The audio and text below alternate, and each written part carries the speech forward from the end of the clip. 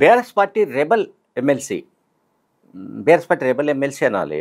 MLC కవితకు చెందిన కవితక్క అప్డేట్స్ ఖాతాలో, కవితక్క అప్డేట్స్ అకౌంట్ ఇది ట్విట్టర్లో, ఎక్స్లో ఒక పోస్ట్ వచ్చింది. తాజా పోస్ట్ ఏంటంటే, అది కోళ్ల ఫారం ఓనర్ తిరిగి పింక్ పార్టీలోకి జంప్ ఎన్నికల ముందు వెళితే ప్రజల్ని మభ్యపెట్టవచ్చునని వేచి చూస్తున్నాడు, కమలానికి తూట్లు పడబోతున్నాయి అన్నది ఈ పోస్టు సారాంశం. కోళ్ల ఫారం ఓనర్ ఎవరు, పింక్ పార్టీలోకి జంప్ చేయబోతున్నది ఎవరు అన్నది మనం పెద్దగా పరిశోధించి కనుక్కోవాల్సిన అవసరం ఏమీ లేదు. ఈటెల రాజేందర్, బీజేపీ ఎంపీగా ఉన్న ఈటెల రాజేందర్ గురించే బహుశా కవితక్క అప్డేట్స్లో ఈ పోస్ట్ పెట్టినట్టుగా మనకు కనిపిస్తుంది. ఈటెల రాజేందర్ పైన ఆమె ఎందుకు అటాక్ చేస్తున్నారని మనకు అర్థం కావట్లేదు. ఈ మధ్యకాలంలో ఆమె జనంబాట పేరిట జిల్లాల యాత్ర ప్రారంభించడానికి ముందు కానీ, ప్రారంభించిన తర్వాత మాట్లాడుతున్న సందర్భంగా కానీ, ఆమె బీజేపీకి సంబంధించిన విషయాల్లో మరీ పర్టికులర్గా ఈటెల రాజేందర్ గురించి ఆమె మాట్లాడే సందర్భాలు ఏం లేవు. మరి ఇప్పుడు ఈటెల రాజేందర్ గురించి మరి ఎందుకు ఈ రకమైన ప్రస్తావన తీసుకొచ్చిందన్న దానిపైన చర్చ జరుగుతోంది. ఎందుకంటే కవిత ఏ స్టేట్మెంట్ ఇచ్చినా, ఏ రకమైన పోస్ట్ పెట్టినా అది ఖచ్చితంగా చర్చలో ఉంటుంది. ఎందుకంటే కవిత మామూలు వ్యక్తి అయితే, అంటే ఆమె కేసీఆర్ కూతురు అయి ఉండకపోతే ఆ చర్చ వేరుగా ఉంటుంది. ఇప్పుడు బీఆర్ఎస్, బీజేపీ ఈ రెండు పార్టీల విలీనానికి సంబంధించి కవిత ఆ బాంబు పేల్చిన తర్వాతే అన్ని విషయాలు బయటకు వచ్చాయి. ఇప్పటికీ అది ఆరిపోని చిచ్చులాగా ఉంది.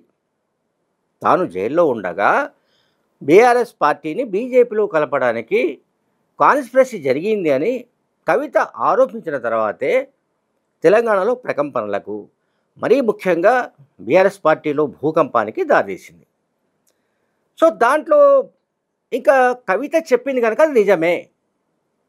ఎందుకంటే కవిత హార్సెస్ మౌత్ అంటాం, అంటే పార్టీ అధినేత కూతురు కనుక ఎవడో నాలాంటోడు, జకీర్ లాంటోడు, ఇంకెవడో రిపోర్టరో, లేకపోతే ఇంకెవరైనా వేరే పార్టీ మనిషో, లేదా అదే పార్టీలోని ఇంకెవరైనా నాయకుడో చెప్పినా కూడా ఎవరు నమ్మరు. ఖచ్చితంగా కవిత చెప్పింది అంటే అందులో ఎక్కడో ఏదో ఒక రకమైన, అంటే కనీస ఆధారం ఉండి ఉంటుంది, పక్కాగా ఆ ప్రక్రియ జరిగి ఉంటుంది అని నమ్మేవాళ్ళే ఉన్నారు సమాజంలో. సో ఇప్పుడు ఆమె ఈటెల రాజేందర్ గురించి ఎందుకు మాట్లాడుతున్నట్టు అంటే, ఇక్కడ నేను అనుకుంటున్నది ఏమిటంటే, అంటే నా విశ్లేషణ ఏంటంటే, బీఆర్ఎస్ పార్టీలోని మాజీ మంత్రి హరీష్ రావుకు ఈటెల రాజేందర్కు సత్సంబంధాలు ఉన్నాయి. వాళ్ళిద్దరు కూడా 2002 ఆ ప్రాంతాల నుంచి కూడా వాళ్ళిద్దరూ మిత్రులుగా ఉన్నారు. సరే, ఒక సందర్భంలో ఈటెల రాజేందర్ ఒక గ్రూపు కడుతున్నాడనో, పార్టీలో చీలికకు ప్రయత్నిస్తున్నాడనో, ఇంకేవో కొన్ని ఆరోపణలతో మొత్తం మీద ఈటెల రాజేందర్ను కేసీఆర్ బర్తరఫ్ చేశాడు. ఆయన మంత్రిగా ఉండగానే, ఈటెల రాజేందర్ మంత్రిగా ఉండగానే ఆయన బర్తరఫ్ చేసి పారేశాడు ఎవరు, కేసీఆర్. సరే, కేసీఆర్ సంగతి మనందరికీ తెలుసు. ఆయనకు ఏమంటాం మనం, ఒకవేళ ప్రేమ వచ్చినా అంతే తీవ్రంగా ఉంటుంది, కోపం వచ్చినా అంతే తీవ్రంగా ఉంటుంది.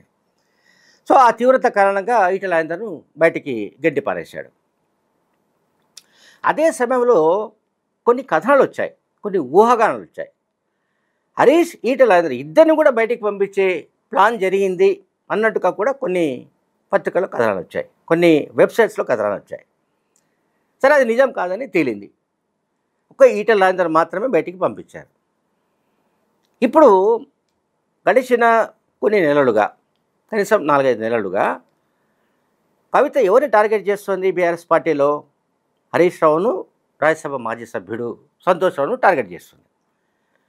వాళ్ళిద్దరే పార్టీకి ద్రోహం తలపెట్టారనో, లేకుంటే వాళ్ళిద్దరే కేసీఆర్ను మిస్గైడ్ చేస్తున్నారనో, వాళ్ళిద్దరి కారణంగానే తాను పార్టీ నుంచి తన తండ్రి సస్పెండ్ చేశారనో, ఈ రకమైన ఆరోపణలు చేస్తూ వస్తుంది ఆమె. పరోక్షంగా చేస్తుంది, ప్రత్యక్షంగా కూడా వాళ్ళ పేర్లతో సహా చెప్తూ వస్తుంది.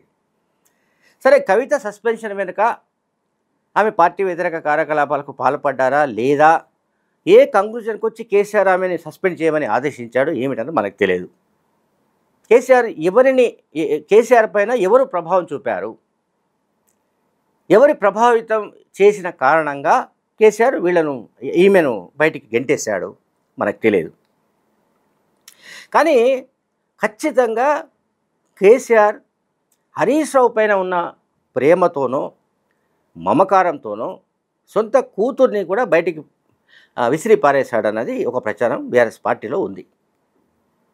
సో పార్టీ ముఖ్యమా కూతురు ముఖ్యమా అంటే నాకు పార్టీయే ముఖ్యం కనుక హరీష్ రావు జోలికి నేను వెళ్ళను, కవిత అనేది తీసి పారేయండి అని కేసీఆర్ అన్నట్టుగా కొన్ని కథనాలు లేదా అటువంటి ప్రచారం ఉంది. సరే, దాంట్లో నిజానిజాలు మనకు తెలియదు. బట్ ఇక్కడ ఇప్పుడు ఈటెల రాజేందర్కి సంబంధించిన సమస్య ఎందుకు వచ్చింది? ఈటెల రాజేందర్ బీజేపీ వదిలిపెట్టి ఆయన మళ్ళీ బీఆర్ఎస్లోకి అంటే మళ్ళీ పుట్టింటికి ఆయన నాకు తెలిసి ఈటెల రాజేందర్ రాజకీయాల్లోకి రావడమే టీఆర్ఎస్తోని రాజకీయ ఏమంటాం ఆరంగేటం జరిగింది. అంటే రాజకీయాల్లోకి రావడమే టీఆర్ఎస్ తోటి ప్రారంభమైంది. సరే, ఆ తర్వాత టీఆర్ఎస్ ఎల్పీ నాయకుడిగా కూడా పనిచేశాడు, మంత్రిగా పనిచేశాడు. ఆల్మోస్ట్ టీఆర్ఎస్ పార్టీలో నంబర్ 2గా కూడా కొంతకాలం పాటు కొన్నేళ్ల పాటు చలామణి అయ్యాడు. ఆ రకమైన గుర్తింపు వచ్చింది.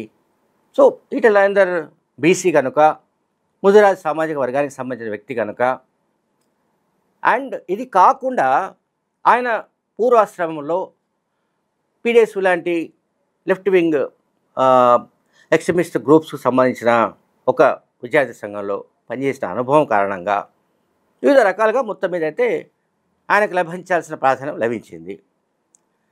ఇక ఆయన బయటికి పంపించాల్సి వచ్చినప్పుడు అంతే నిర్దాక్షిణంగా కేసీఆర్ బయటికి పంపించేశాడు. అదొక స్టోరీ. సో ఇప్పుడు కవిత చెబుతున్న దాంట్లో మనం ఎట్లా అర్థం చేసుకోవాలి? కోళ్ల ఫారం ఓనర్ తిరిగి పింక్ పార్టీలోకి జంప్ చేయబోతున్నాడు అని కవిత ఈ పోస్టు పెట్టింది అంటే ఎక్స్లో, ట్విట్టర్లో, ఖచ్చితంగా ఇందులో ఏదో మతలబు ఉండాలి. అంటే ఆ రకంగా అంటే ఇప్పుడు బీఆర్ఎస్ బీజేపీ విలీనము, పొత్తులు ఇదంతా ఒక స్టోరీ.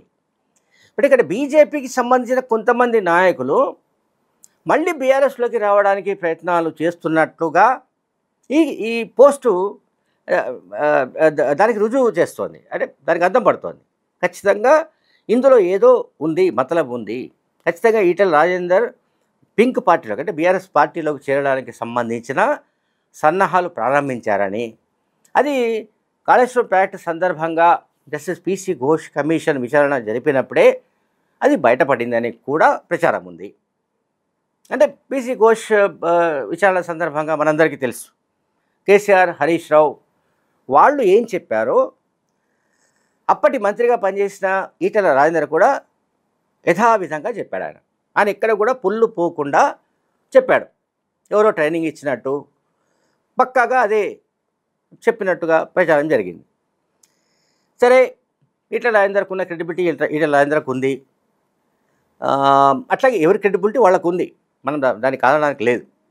అట్లాగే నాయకత్వ ప్రతిభ కావచ్చు, కులపరంగా ఉన్న ఒక ఓటు బ్యాంక్ బలం కావచ్చు, ఇవన్నీ ఈటెల రాజేందర్కు ఉన్నాయి. సో ఈటెల రాజేందర్ మళ్ళీ తమ పార్టీలోకి రావాలని కేసీఆర్ కోరుకుంటూ ఉండొచ్చు. ఈ మేరకు ఒక ప్రతిపాదన ఈ కాళేశ్వరం విచారణ సందర్భంగానే హరీష్ ద్వారా పంపించి ఉండొచ్చు. హరీష్ ఆ విషయాన్ని ఆయనకు చేరవేసి ఉండొచ్చు. ఈటెల రాజేందర్ కూడా సుముఖత తెలియజేసి ఉండొచ్చు.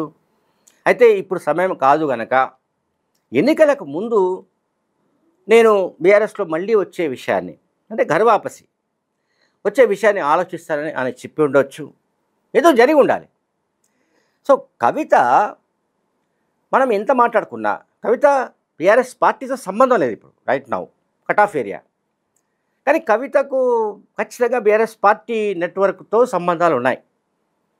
బీఆర్ఎస్ పార్టీలో ఏం జరుగుతుంది, ఎవరెవరు ఏం మాట్లాడుతున్నారు, ఎవరితో మాట్లాడుతున్నారు, ఎవరు బీఆర్ఎస్ పార్టీలోకి మళ్ళీ చేరబోతున్నారు, లేదా బీఆర్ఎస్ నుంచి ఎవరైనా బయటికి వెళ్ళే అవకాశాలు ఎవరెవరు బయటకు పోయే అవకాశం ఉంది, వీటన్నిటికి సంబంధించిన సమాచారం, వివరాలు వగైరా కవితకు తెలియదని అనుకోవడానికి లేదు.